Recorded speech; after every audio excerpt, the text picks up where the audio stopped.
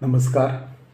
आज मी MP पाटील सरांच्या कविता शिकवलेल्या, कविता आवडलेल्या या पुस्तकातील अरुणा ढेरे यांच्या जनी रुक्मिणीचा विठू हे प्रकरण वाचत आहे. अरुणा ढेरे यांच्या जनी रुक्मिणीचा विठू. जनी. तिच्या डोईचा पदर खांद्यावरती आलेला, रुख्या केसांचा आंबाडा काठ सुटून मोकळा. भर बाजारात आली जनी जुनेरे नेसून, माझ्या भोवतीची गर्दी तिला पाहते हसून. आले सणाणा दगड शिव्या शिट्यांचं कहर, ओठ दाताखाली घेत तिने गिळले जहर. सुख हसून सांडले हाती निखारे घेतले, तिने बाईपण एका विठू नामाशी तोलले. अगे जने बाई माझे तुला ठाऊकेच नाही, रुक्मिणीच्या शेजेवर विठू निजल आहे बाई. अशी एकटी तो उभी तुझा मोकळा पदर, आणि निज त्याची गाढ त्याचे बंद आहे दार. 2. रंगमहाली विठूच्या. रंगमहाली विठूच्या वाट पाहते रुक्मिण, चोळी ऐन्याची गुलाबी निळी नेसली पैठण. तिचे साजिवंत रूप नव्या चंद्रकोरी परी, प्रीत मनाचं जशी की घमघमली कस्तुरी. अर्धी उलटली रात कंथा येईना अजून, वाट पाहता पाहता गेली पापणी भिसून. मागे राहिलेले दूर लाडाकोडाचे माहेर, मेण पालख्याचा थाट हत्ती घोडे अब्दागीर. विठू साधा भोळा काळा आली त्याच्या मागे सई, एका विठ्ठला वाचून तिला आता कोणी नाही. मात्र एकटीचा नव्हे सखातीचा लोकनाथ, प्रेम शरण विल्हाळ भाव भोळा दयावंत. असा वेडाखुळा पती कसा घराला येईना, वाट पाहते रुक्मिण कुठे थांबला कळेना. कुठे गेला वनमाळी कुणी पाहिला कबाई, दीठ शिणली सईची तिला ठाऊकेच नाही. दूर हालते तुळस तिथे जनीच्या दाराशी, दिसे विठ्ठलाच्या शेला गुंतलेला मंजिरीशी. एकीचा रुक्मिणीचा विठू कंथ नवरा आहे. दुसरीचा जनीचा तिने बाई पण एका विठू नामाशी तोलले, असं तिचं त्यांचं नातं आहे. पहिली आहे रंगमहाली विठूच्या आणि दुसरी भर बाजारात आली. पहिलीचा साज शृंगार आणि रूप, चोळी ऐन्याची गुलाबी निळी नेसली पैठण, तिचे साजवंत रूप नव्या चंद्रकोरी परी असे. आणि दुसरी बाबत रुख्या केसांचा आंबाडा गाठ सुटून मोकळा, आली जनी जुनेरे नेसून. पहिलीचं माहेर कसं, मागे राहिलेलं दूर लाडाकोडाचं माहेर, मेणे पालख्यांचा थाट हत्ती घोडे अब्दागीर.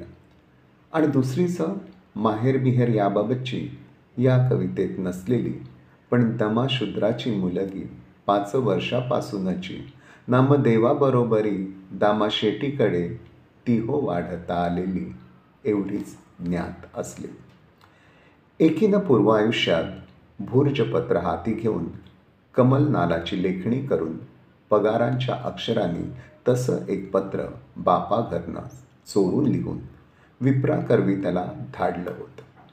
सर्वस्वी म्हणविसी विश्वा माझी, तरी भेटी देई अवस्था जाणवनी माझी. एरवी बिंद्राची सांडावी वोची, न म्हणावी अनाथ नाथू. आणि विप्राकरवी निरोपही धाडला होता. मी ते या शरणागत येथे येऊन या न्यावे गोविंदे, भक्त वच्छळू पंढ पढवी तू, नातरी देऊ सांडी तू ए बिंद्रे. हे पत्रलेखन एकदाच झालं आणि त्याच्याकडे आल्यावर राजगृही कसलाच कामाचा रगाडा नसूनही तसलं ते तिचं लेखन बिखन कायमचंच संपलं. पण दुसरी नामदेवाच्या घरच्या कामाचा राम रगाडा उरकत आयुष्यभर लिहितच राहील. लावण्य सागरो कृष्ण देखीला झळकता, आकर्षले तव तव तियेचे चित्त. कैसी संभ्रमित झाली माडी वरोनिया, घालू पाही उडी. ही पहिलीची उत्कटता एकदाच दिसली, पण अनंत लावण्याची शोभा तो हा विटेवरी उभा, स्वानंदाचे लेणे ल्याली, पाहून दासी जनी धाली. असे हे त्याचे ते झळाळते लावण्य रूप पाहून ती ही दुसरी संभ्रमित नाही तर आनंदाने धाली. त्या आनंद डोही आयुष्यभर डुंबतच राहील. ही कोवळी पोर ते तिच्या सोबतीचे असलेले नसलेले स्वानंदाचे लेणे आयुष्यभर मिरवीत राहील, अत्युत्कट कोण काय म्हणेल याची पर्वा न करता. माझ्या भोवतीची गर्दी तिला पाहते हसून, आले सणाना दगड शिव्या शिट्ट्यांचा कहर. असे वाट्याला येऊनही तेच स्वानंदाचे लेणे जगतच राहील आणि ते तसले जगणे आयुष्यभर लिहितच राहील. असं काय ती जनी जगत होती आणि लिहित होती? लावण्य सुंदर विटेवरी उभा, गोपिकांसी हरी कृपा करी, ब्रह्मियेचा तात ब्रह्मांड पालक, गणिकांचा तारणहार. ही भक्ताच्या भूमिकेतून केलेली वस्तुनिष्ठता ठीक आहे, पण पुढे भीमा आणि चंद्रभागा तुझ्या चरणीच्या गंगा ही रूपक भाषा ही ठीक, पण माझे अंगणी नाचावे हे पुढचे आवाहन सलगीच्या पातळीवर जाऊ लागते. आणि विठाबाई माझे पंढरीचे आई असे म्हणता म्हणता तीच त्याची आई होती. तोच येतो जनीपाशी, हळूच मागतो खायाशी, हाती धरून नेला आत, वाढी पंचामृत भात. ही वाढत चाललेली सलगी उलट सुलट नात्यात व्यक्त होत राहते. तो विठू हिच्या घरीदारी दळणकांडण झाडलोट करीत जनीच्या डोई पाणी घालीत तिची वेणीफणी करू लागतो. मायलेकींच्या या उलट सुलट पण अतीव सलगीच्या नात्यातून तुझं विण दुजा कोणी, मज नाही सखा, अशा वेगळ्याच भूमिकेत ती शिरू लागते. रखुमाईचा संग दूर करून आलेला तो एक प्रहर रात्र झाली, फेरी विठ्ठलाची आली, एकमेका आलिंगन. हा अनुभव ती जगू लागली. पुढे अशाच स्वरूपाचा अनुभव ती अधिक स्पष्टतेने जगू लागते. एका रात्रीचे समयी देव आले लवलाही, सुख शेजे पहुडले, जनीसाठी गुज बोले. असा वयात आलेल्या विठ्ठलाबद्दलचा सखाभाव जगता जगता त्याचा तो प्रसिद्ध उत्कट विस्फोट होतो. डोईचा पदर आला खांद्यावरी, भरल्या बाजारी जाईन मी, जनी म्हणे देवा झाले मी येसवा, रिघाले केशवा घर तुझे. हे तिच्या शब्दातील विठू संबंधित सखाभावाचे स्फोटक रूप कवयित्रीला आणखी स्पष्ट दिसू लागते. डोईवरचा तो शालीन पदर घसरून मुक्तपणे खांद्यावर आलेला आहे. त्याचबरोबर त्या रोख्या कोरड्या केसांचा आंबाडा मनाची स्वैर उत्सुकता सांगत सैल मोकळा झालेला आहे. आणि अंगावरील वस्त्रे जुने की नवे याचेही तिला भान राहिलेले नाही. असेल ते जुनेरेही नेसून ती भर बाजारात आली आहे. हे असले तिचे रूप पाहून भोवताची गर्दी तिला पाहून हसणारच. आणि झाले मी येसवा असे बिनधास्त गात फिरणाऱ्या या घर रिघीला सणाना दगड शिव्या शिट्ट्यांचा कहर सोसावा लागणारच. पण तिला त्याची पर्वा नाही. दाताखाली ओठ सावत ती हे सारे लोकनिंदेचे जहर गिळून टाकते. सर्वसामान्य नीतिनियमांच्या पालनाने मिळणारे सुख तिने अगदी सहजतेने सोडून दिले आहे. आणि हे लोकनिंदेचे निखारे तिने तेवढ्याच सहजतेने स्वीकारले आहेत, कारण तिने बाईपण एका विठू नामाशी तोलले. तिच्यामधील तिचे अवघे स्त्रीत्व तिने त्या विठूला अर्पण केले आहे. तिचे बाईपण आणि विठूनाम हे समरूप झाले आहे. ही अवस्था म्हणजे तिच्या दृष्टीने तिला हवी असलेली मधुरा भक्तीच आहे, जी तिच्या कवितेतून ती जगत आहे. पण कवयित्री त्या जनाईला वास्तवाची जाणीव करून देत आहे.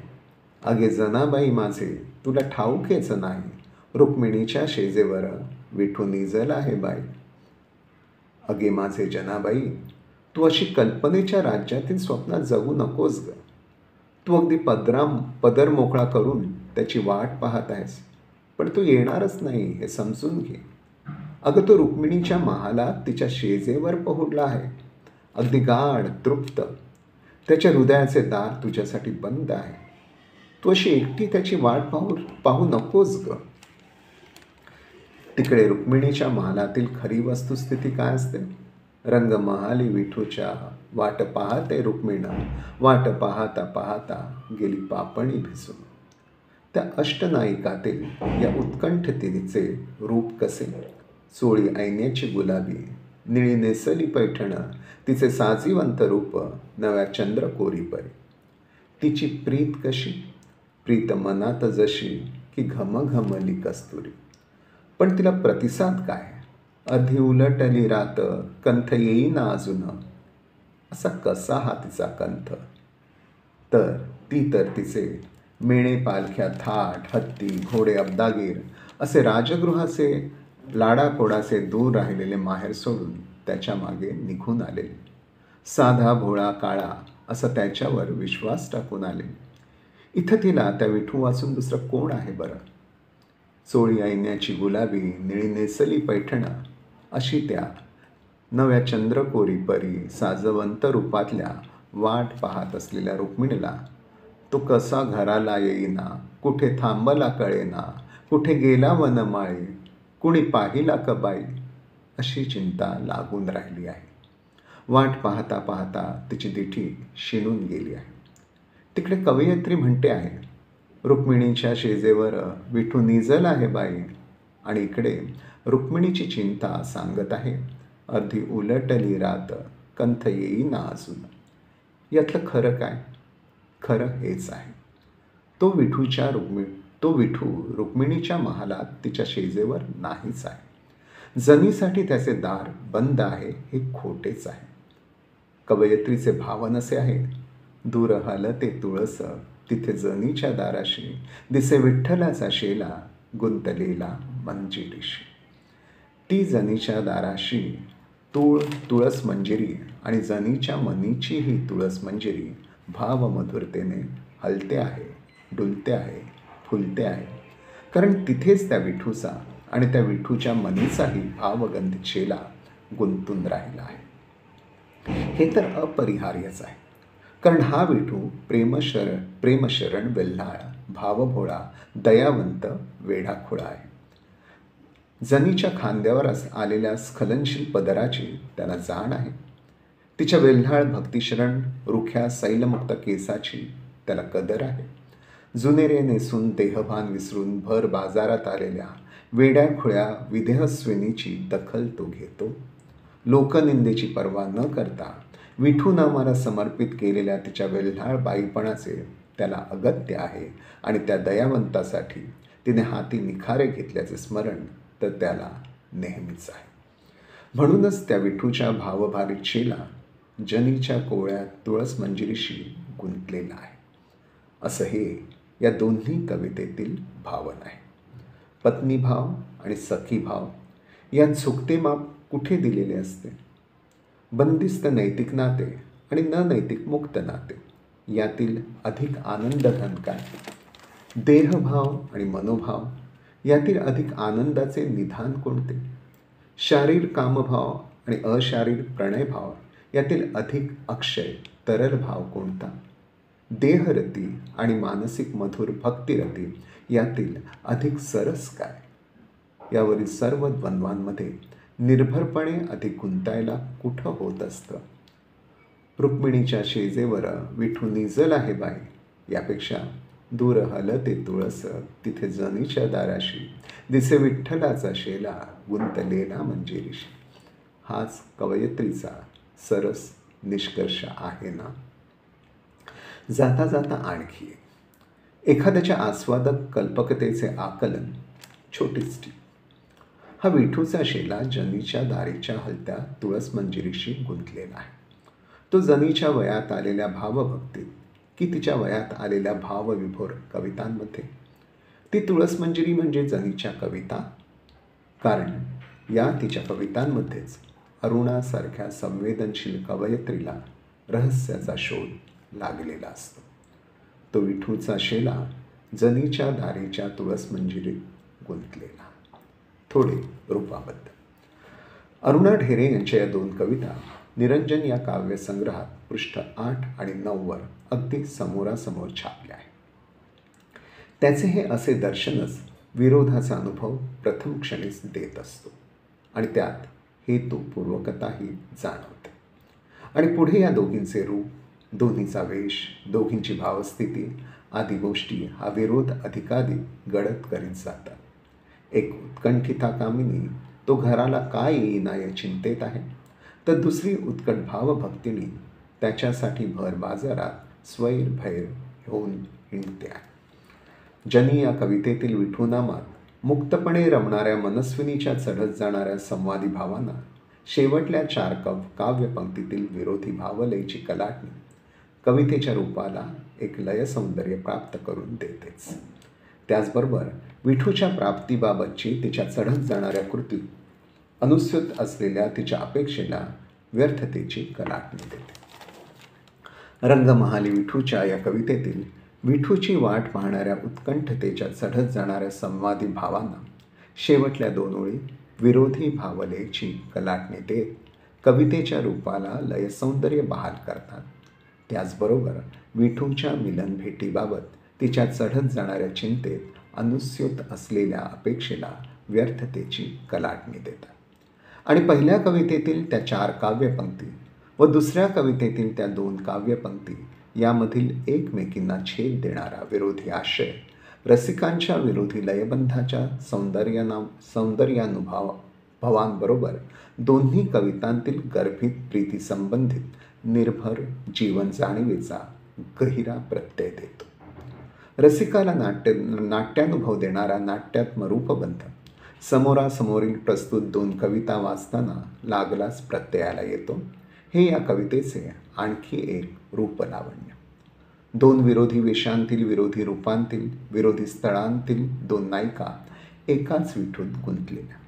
एकीने आपले सर्व भावसर्वस्व त्याच्यासाठी बेहोशीने समर्पित केलेले आणि दुसरीची अर्ध्या रात्रीची घमघमली कस्तुरी प्रीत त्याची तशी वाट पाहणारी. त्या एकाच विठूसाठीचे या दोघींचे हे रूपचित्र आणि भावचित्र नाट्य निर्माण करणारेच आहे. आणि दोन्ही कवितांचे शेवटले पद्यबंध हे त्या दोन्ही कवितांच्या पूर्वबंधातील भावबंधांना कलाटणी देणारे. त्या दोघींच्याही गुंतलेपणातील व्यर्थता त्यांच्या निदर्शनात आणणारे यातही नाट्य आहे. आणि दोन्ही कवितांच्या शेवटल्या काव्यबंधातून एकमेकांना छेद देत व्यक्त होणारा भावाशय प्रीतीविषयक रहस्य व्यक्त करीत जो नाजूक विस्मिततेचा हलकासा तरल उलटा भाव झोका देतो तो तर विलक्षण भावनाट्य निर्माण करणारा ठरतो. या कवितांतील प्रतिमांच्या बाबतीत म्हणायचे तर हाती घेतले निखारे, चंद्रकोरी परिरूप, प्रीत मनात जशी की घमघमली कस्तुरी अशा काव्यबंधातील पारंपरिक प्रतिमा भावार्थाशी एकजीव झालेल्या आहेत. तसेच जनीच्या दाराशी हळणारी तुळस आणि तिथेच मंजिरीशी गुंतलेला विठ्ठलाचा शेला या शब्दसमूहातील प्रतिमा रसिक मनात भावार्थाची अर्थपूर्ण गहरी वलय निश्चितच निर्माण करीत असतात. आणि या नाट्यात्म भावकथेत अगो जनाबाई माझे, कुणी पाहिला का बाई अशी स्त्री सलगीच्या भाषेत जनी रुक्मिणीशी जवळीक साधली जाते. आणखी या कवितांतून रसिक मनात जागे होणारे अन्य कविता संदर्भ.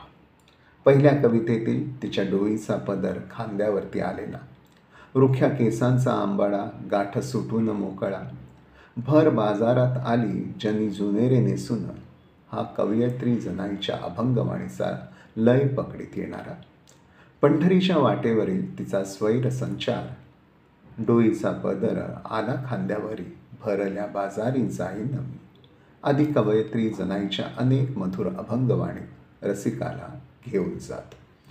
आणि दुसऱ्या कवितेतील मनात जशी की घमघमली कस्तुरी अशी जिची विठूची वाट पाहणारी प्रीत त्या रुक्मिणीचे मेणे, पालख्या, हत्ती, घोडे, अब्दागीर थाटाचे दूर राहिलेले लाडाकोडाचे माहेर समोर येताच तिच्याच पूर्व आयुष्यातील विठूच्या त्या कृष्णरूपावर भाळलेल्या नरेंद्र कवीच्या रुक्मिणी स्वयंवरातील नायिकेच्या घमघमणाऱ्या प्रीतीची आठवण होतेच. एखाद्या रसिकाच्या स्मृतिकल्पक प्रज्ञेत जागे होणारे हे दोन्ही संदर्भ कवितेतील भावसौंदर्याची आस्वाद्यता निश्चितच वाढवतात. धन्यवाद.